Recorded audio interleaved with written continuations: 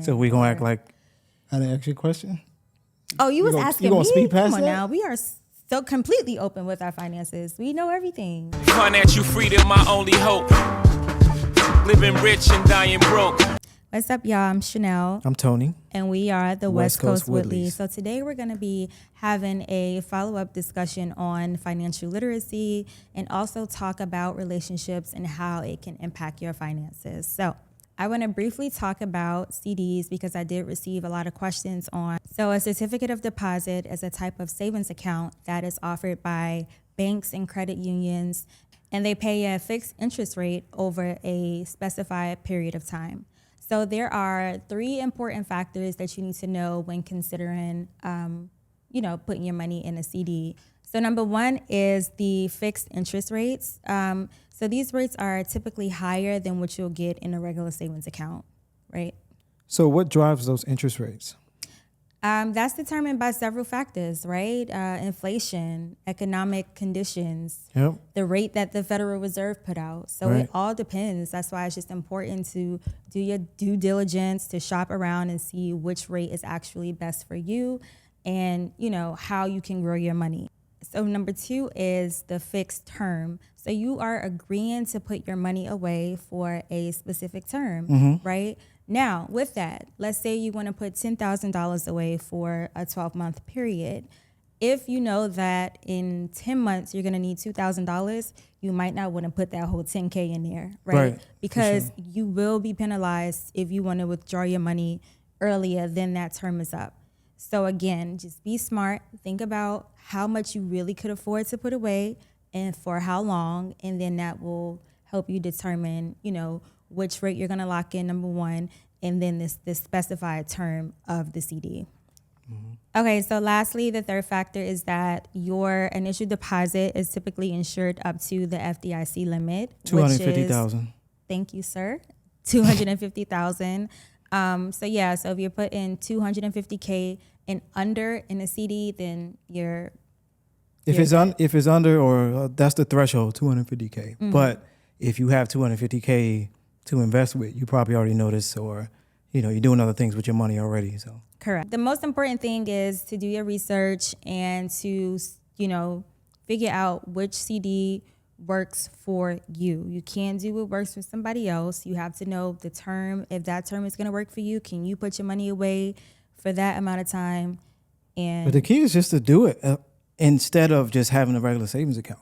If you understand what I'm saying, regardless, like that, yes, just do it. Yes, do your research, but execute, pull it. Yeah, Nike, man. we may need an endorsement. Just do it. So are we in a recession? We just going to jump straight into the investment piece because what's going on? Like recession, yeah, man. It's like people are like, look, do we put our money in because it's low? Can we buy low now? But what happens to our money if the market crashes? What's up? Well, first off, there are no guarantees in life, but yes, for sure. Like, yes, the market is down right now, whatever the case may be. I think Microsoft is down 20%. The big players, Nvidia is also down crazy, but it's a good buying opportunity. Why? Because these companies are not going away today or tomorrow, right? So if we, again, zoom out, earlier this year, the S&P ran up crazy. Like all of these, a lot to do with it, Nvidia. They were the driving force of that, but ultimately that was the result. Q1, Q2, stocks went up. So it's natural for them to pull back. I think it was released a few weeks back that Berkshire Hathaway, which is, for those who don't know, Warren Buffett's company, right? I think they sold a good portion of their Apple stock. So again, knowing how to read between the lines there, that's what you're supposed to do. How long you think they held the stock for long enough to make a good amount of money? But again, that's how you get kind of like the miseducation happens between the lines because the media will portray everybody selling off everything and it's not a good time to buy, but actually it is if you, again, just read between the lines. So that's exactly why I like to save. No, but so now pull up the screen. So I'm gonna give you all example. So Microsoft right now is $3.98 per share.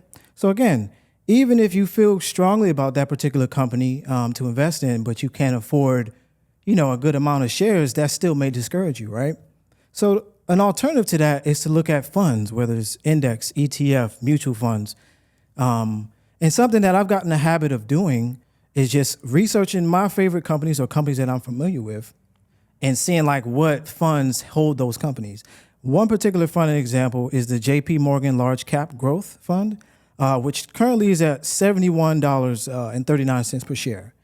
And the breakdown is basically, instead of having, let's say I have $2,000 to invest and I'm like, you know what, Microsoft, I want to pull a trigger, and do it. Well, $400, how many shares could I get? If I have $2,000, how many shares is that? $400 shares. 5. So if another alternative to that is, again, to put it in this fund, JP Morgan. And again, this is not financial advice at all. I have to say that. But again, this is my logic. This is what I do. These are the funds that I'm looking at, I'm investing in. So right there at the top, if you look, Microsoft is heavily weighted in this fund. 10% of this fund is in Microsoft. 9% is in NVIDIA. 6% in Amazon, et cetera, et cetera.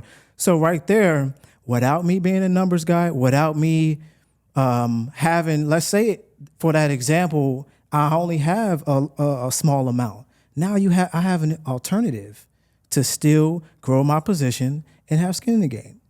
All right, y'all. So now I want to give some saving tips from now until the end of the year. Actually, I'll say from now until Christmas because I know a lot of people, like to shop and whatnot. So tip number 1 is to set a budget, define how much you want to spend each month and stick to it. Allocate funds for different expenses, groceries, entertainment, date night, whatever. Yep. But the important thing is sticking to that budget. Tip number 2 is to avoid impulse shopping, right? Separate your needs from your wants.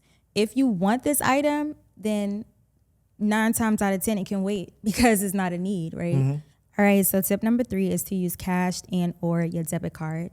This will help you stay within your budget and avoid, the constant swiping on your credit card, which can actually incur more debt for you. So absolutely, if you can just, swipe your debit card and use that cash flow. If you don't have it, you just don't have it. Because remember, the key here is saving. So tip number 4 is to limit dining out. And this also includes delivery service apps because you can order a burger and fries and a drink and spend $75 opposed to paying $20 if you go to the same place. Why? Because you have extra fees added on. You have to tip the driver. It's just like, it's so expensive when you do. I know it's convenient, but it is expensive. Start grocery shopping, meal prep. That will help you save a lot of money. And I want to just add, as much as this information, as much as we're conscious about putting this information out and just growing that awareness, is also building a habit for us as well, right? So that's the twofold thing about this, what we're doing. We're putting it out in the universe, but we're also continuously trying to build that habit every day, right? So I just wanted to mention that. Tip number 5 is to track your expenses. This will help you a lot. Just write down what it is. If you're a visual person, you want to see it. Sometimes I write it down on my phone, but you can get a little whiteboard or a calendar, put it on the fridge. Yeah, one thing that that she actually recommended that I do is actually just pull cash out and hide the debit card, and that way I have a fixed amount physically that I just kind of work off of. That's good too. Yeah, using that cash is good too. Yeah. And last but not least, start budgeting now. Like especially if you have a lot of kids, or if you want to do it big for Christmas, or even if you just want to have a good Christmas. Again, I'm trying to help you save from now until the end of the year, but because I know, people like to shop during the holidays and holiday season is approaching, start saving. Take advantage of sales. If you go to a website for the first time, just use like an email address so you can get that 10% off. Yes, I love a good discount, okay? And just, be smart with your finances. Now, if you want to save $1,000 from now until the end of the year, all you have to do is literally put $100 away a pay period, which is $200 a month. We are in August. You put $200 away from now until December. Right. That's 2, 4, 6, 8, $1,000. If you have more to put up, you could put $400 away this month until December, right. and then you'll double it. You'll right. have $2,000. So, do what works for you, but you can save. Just be aggressive and say, look, this is what I want. I want to see a goal. This is why it's so important to set goals, because, you can't just be going out winging it. Like, you have to write it down. You have to write down your plan. You have to write down your goals, and you have to believe that you can accomplish it. And be intentional. Be very intentional. Yeah. I like that. I try. All right, so we received a question about joint accounts versus separate accounts. In a relationship, should you have a joint account with your significant other or a separate account? And this is a really good question, because for the longest, we didn't have a joint account. We got married in October of 2018, and we created a joint account for the bigger wedding, right? We had a joint account for the destination wedding. That account was strictly Operation Montego Bay, Jamaica. Right. And once we... After that, it was obsolete. It was obsolete. Once we got married in Jamaica, when our wedding was over, we paid everything, that we closed that account. But I was like, we are going to keep things separate. And let me tell you why. It comes to spice. It has already been established that Shanell likes to save money. Yeah. Yes, Stanley is... I'm Stanley today. You Stanley right now. Okay. Stanley is a great investor, right? However, Stanley likes to shop. People think it's me. I like my big ticket items that I, do once or twice a year, but he likes luxury streetwear. He wants the Kith, the I Made Leon. I don't even go overboard with it, though. The sneakers, oh my gosh, he is such a sneakerhead. And you was swiping your card way too much. But you know what? Shout out to you, because this is your Kith shirt that I'm wearing today. So No, but in all seriousness, like, he was shopping too much. And I said, you know what? You have to know, in a relationship, in a marriage, you have to know how to avoid a problem if you can. That would have caused us to have more issues. Why? Because we would have got a joint account. I would have been seeing the account go down in a lot of pending transactions because my husband is shopping every day, and we would have had a falling out. We would have been arguing. Right. So to avoid that, I was like, no.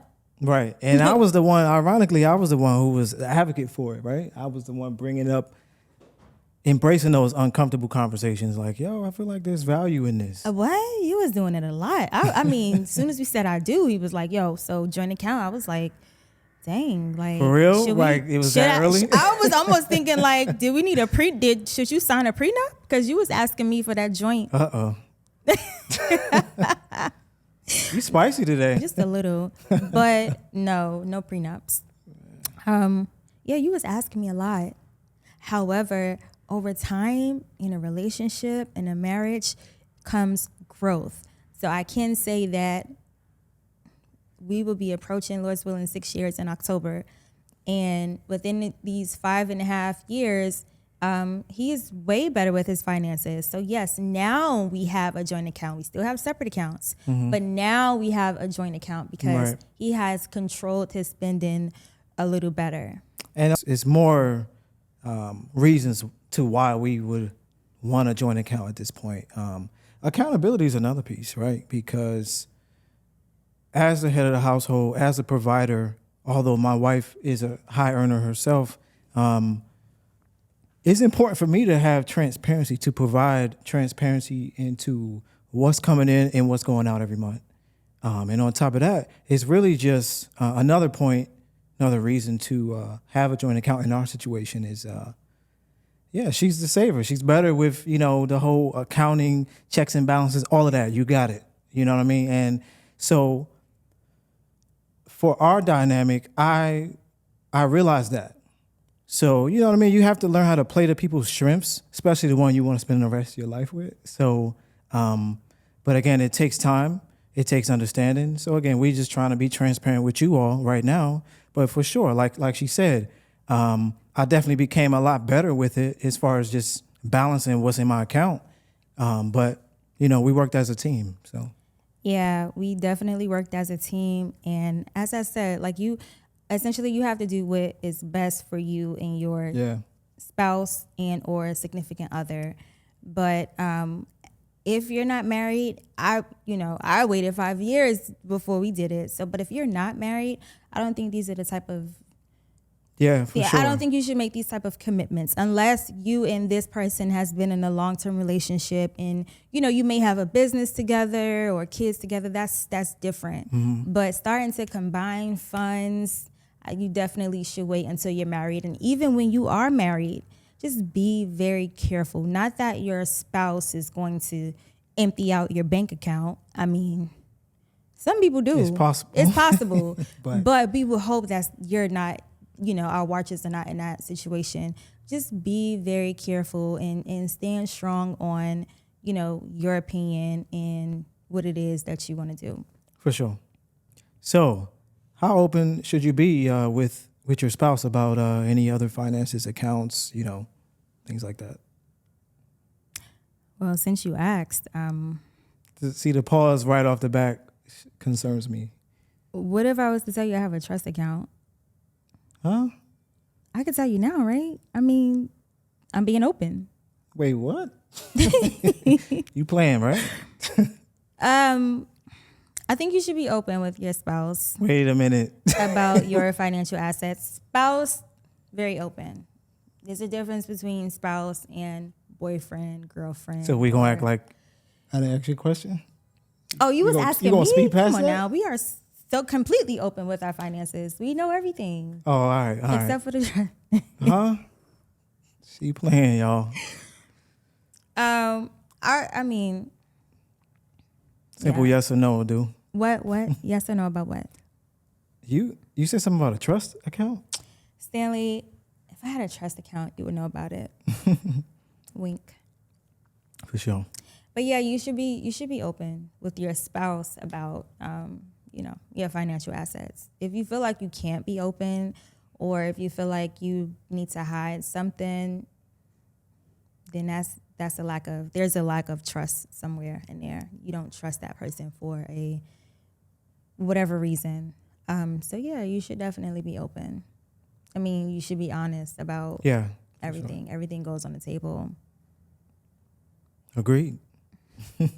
That's a wrap for today. Let us know in the comments if you enjoyed this episode, if you're going to be saving from now until the end of the year. Join us on that challenge for sure to the end of the year. And you don't have to tell us how much you're saving, but like Tony said, the market is down. If you want to buy in right now, maybe it's a good time to buy. It is a good time to buy. Yeah. Sorry to cut you off. And if you have any questions about any stocks or stock picks, things like that, happy to answer any questions, for sure. Yeah. All right. We'll see y'all next time. Peace.